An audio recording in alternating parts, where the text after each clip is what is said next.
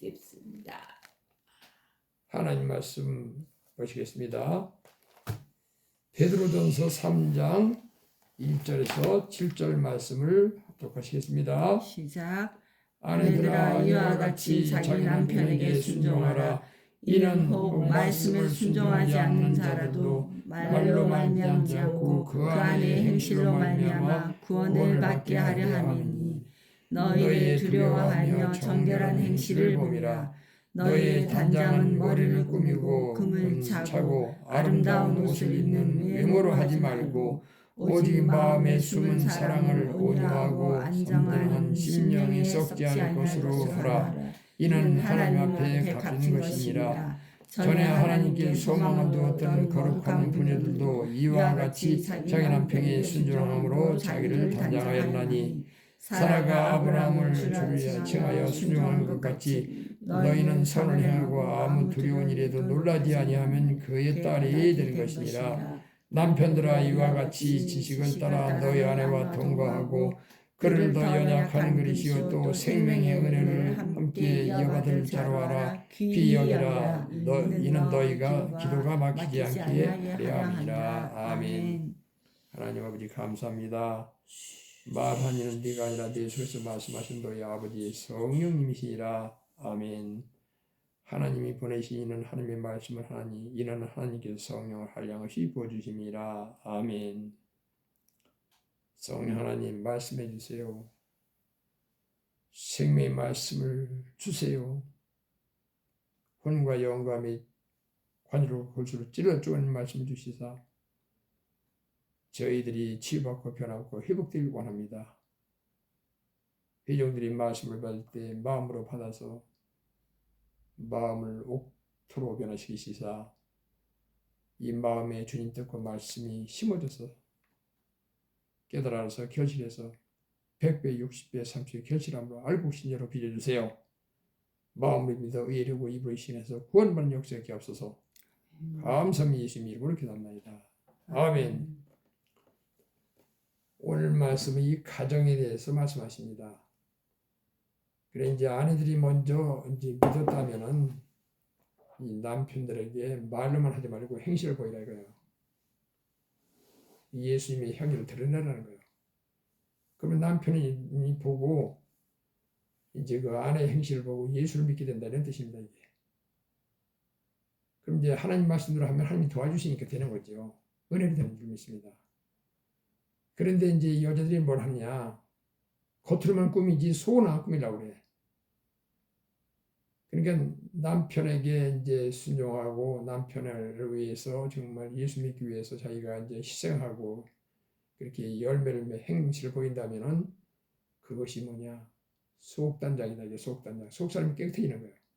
왜? 진리에 순종하니까 속사람이 깨끗해지죠. 근데 이 가정장에 대해서 외면합니다. 이 가정이 우선입니다. 가정을 우선 하나님께서 인정하는 거예요. 공교회가 우선이 아니에요. 저도 목사지만 회종들 보고 이런 설교는 안 하고 그냥 교회 와서 그냥 엎드려라. 무조건 순종해라. 이것은 벌써 잘못된 거야 이게. 질서가 있는 거야 하나님. 질서 하나님이요. 가정교회를 하나님이 세우셨다 이 말이야.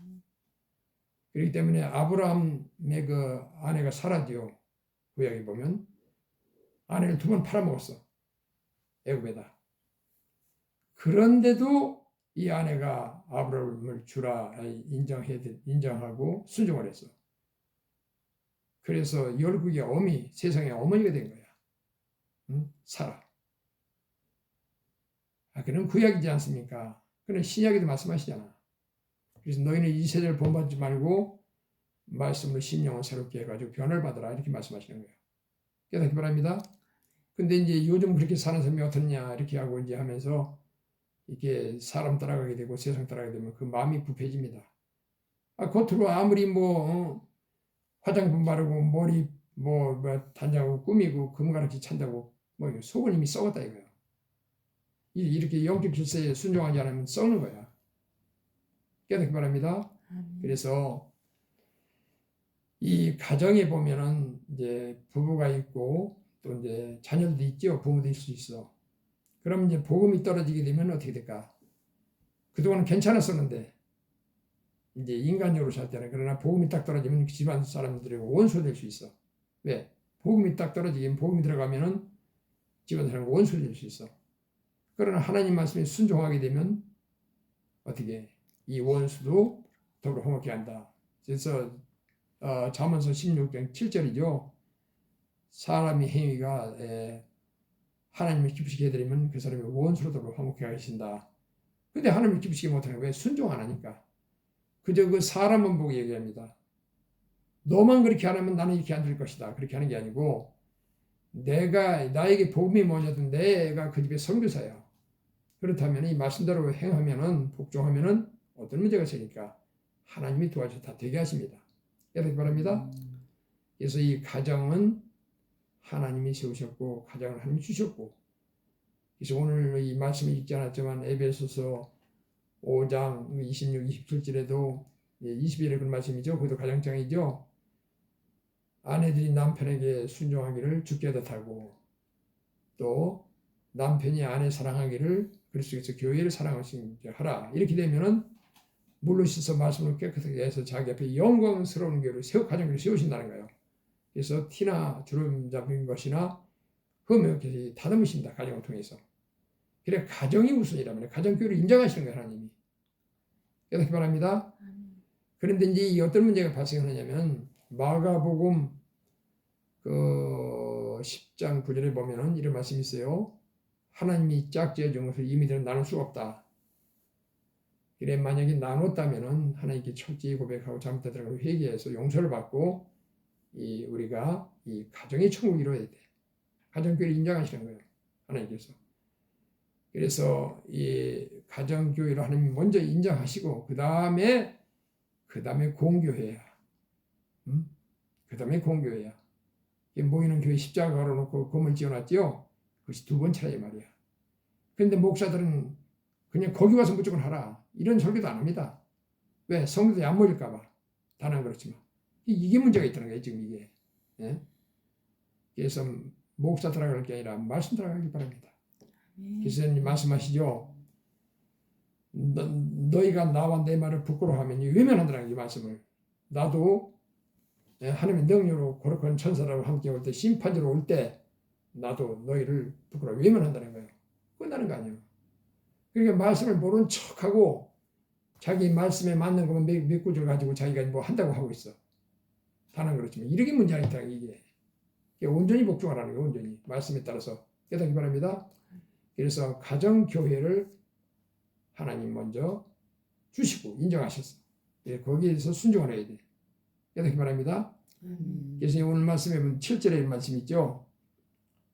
자, 무슨 말씀인지 남편들에게 이제 지식을 따라 아내와 동거하라. 이 지식이 따라 동거하는 거예요.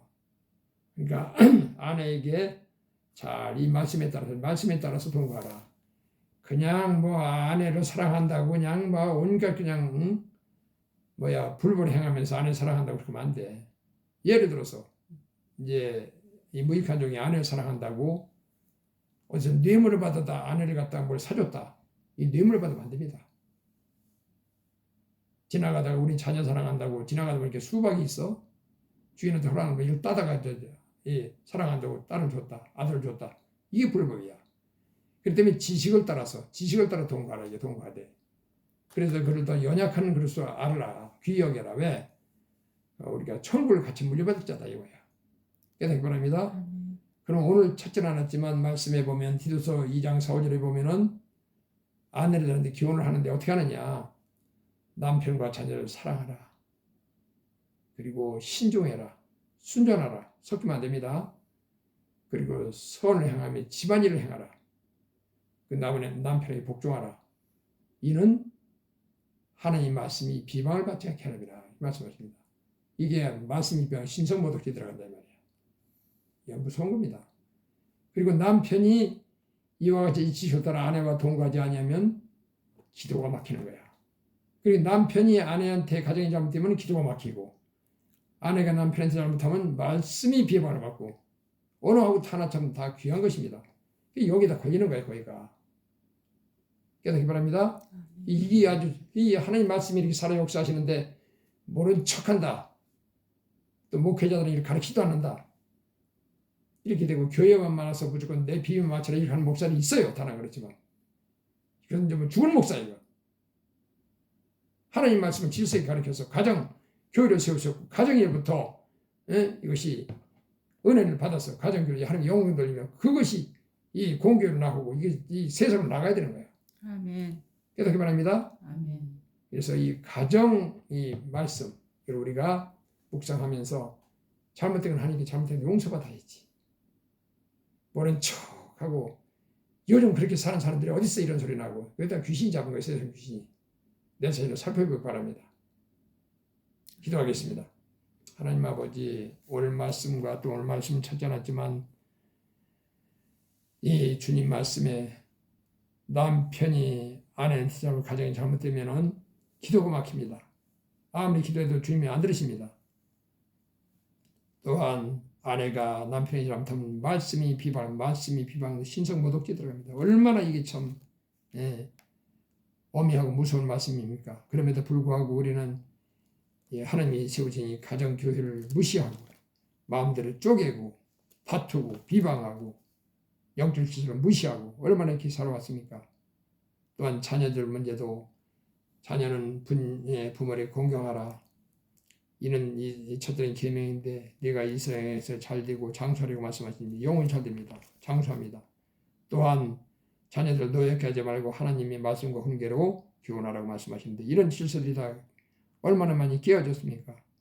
저희들의 악함을 용서하시고 이제 말씀에 바로 서고 회개하는 역사가 없어서 이 세대를 본받지 말고 사람 따라가지 말고 피값 주고 우리를 주님께 사셨습니다. 사람들의 종이 되지 말고 오직 말씀의 종이 되어서 말씀을 따라 자기를 부인하고 자기 십자가를 지고 천국까지 예수님 따라가는 저희들이 되게 앞서서 감사하며 축복하며 예수님 이름으로 기도합니다. 아멘.